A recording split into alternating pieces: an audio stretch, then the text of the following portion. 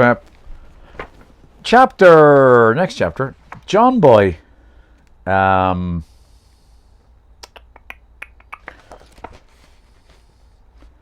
Peter worked the early shift the following day and was home by 4 p.m.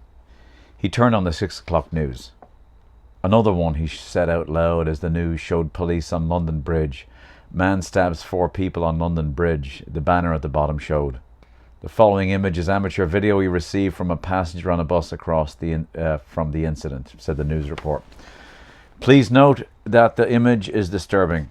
Then why the fuck show it? Said Peter. The video image showed a man pinning another to the ground as he continued to stab him. Police arrived on the scene and shot the man. Let's play guess the terrorist's name, shall we? Peter shouted at the TV. Is it Paddy Murphy from Dunlow? Or Mr. Chan from Shanghai? Or Chad from Tennessee? No, how about D, Hans from Berlin? Or is it? Police have identified the man as Mohammed. What the fucking surprise, Bunny? I got them all wrong now, Peter continued to scream. Scotland Yard is unaware of a motive at this point. Well, fuck me. We don't know the motive? Are you fucking insane? With that fucking name, what do you think the motive is? Are you living under a rock? Do you think the guy was protesting global warming? I'm fucking done with your political correctness shite. As he was about to turn off the television, a face flashed on the screen. He knew the face. It was the American from the night before. An American government worker on short-term duty with the American Embassy in Dublin has been missing since last night.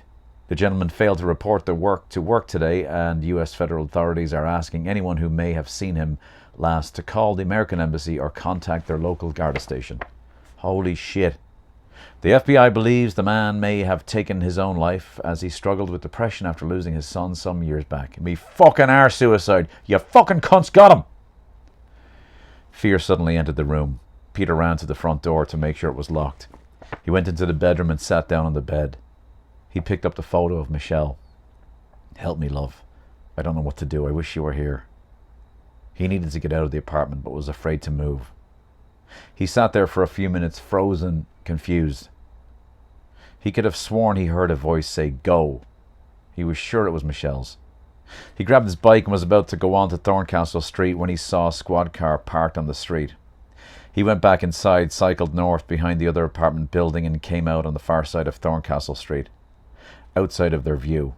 He took a longer route around them, York Road to Pembroke Cottage and then west on Bridge Street to Grand Canal Dock Station. It's 6:30, mate. You can't take your bike on the train until 7, said the man at the ticket box.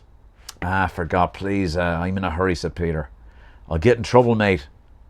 Peter cycled down to Lansdowne, but it was still too close to 7 p.m, so he continued on to Sandymount Station.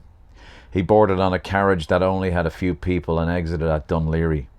He needed to be by water, especially during hard times, and his usual spot was probably being patrolled. He walked around Dunleary looking for a phone booth.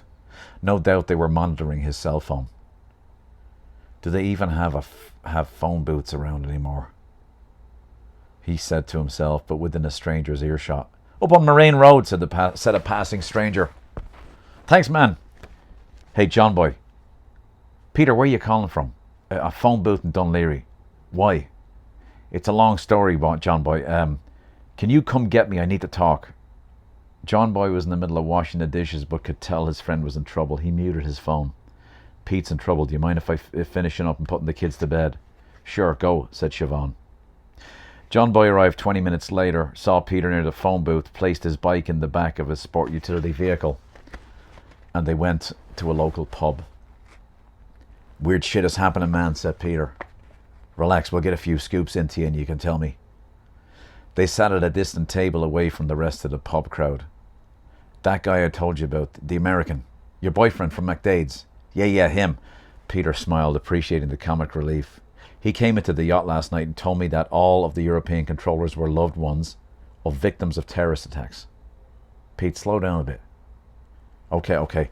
So the Indian woman who controls the agent in Paris, she tells me she lost her son in Mumbai, hotel attack.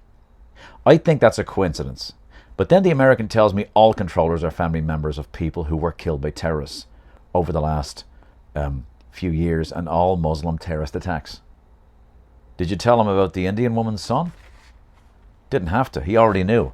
And then as he's sitting beside me telling me all this, a message comes on his phone that I happen to see. It says, "Go now. They are outside." So he leaves.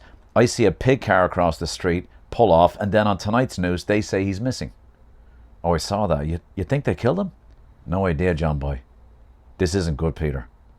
I don't think this is a good thing you got yourself into, man. So if it's true about these family members of victims being recruited, that's weird, right? I'd say so. They picked us for our IQ, EQ, fucking EQ, QE2 bullshit.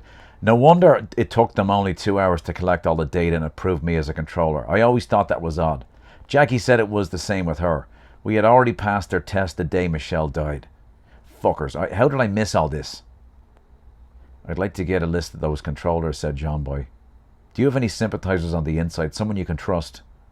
I wouldn't trust any of them now. Francois like a Nazi, always watching me every move. I only deal with him and Thompson. How often do you go in there? Oh, not much now that my training is over. Can you come up with an excuse to get in there? And could you place a USB drive in his keyboard without him seeing it? Who, Francois? Yeah. I could try. What do you have in mind? A trick of the trade. I'll need to confirm it works. I'll do what I can. We probably should head back. Siobhan will be worried, said John Boy. I'll drop you off. You okay, Pete? You look a bit shaken. I'll be all right. Too right you will. Johnny Walker, please, John Boy shouted at the barman. You're not driving, Pete, and certainly not cycling, so get that in you. And that is it. That's that next chapter. Alan, thank you for reaching out. It inspired me to do another chapter, and the next one's a longer one. Irish hackers. Now they're actually gonna do some messing around to get some information out of Francois' machine in Irishtown Police Station. Come back. We'll do another one sooner.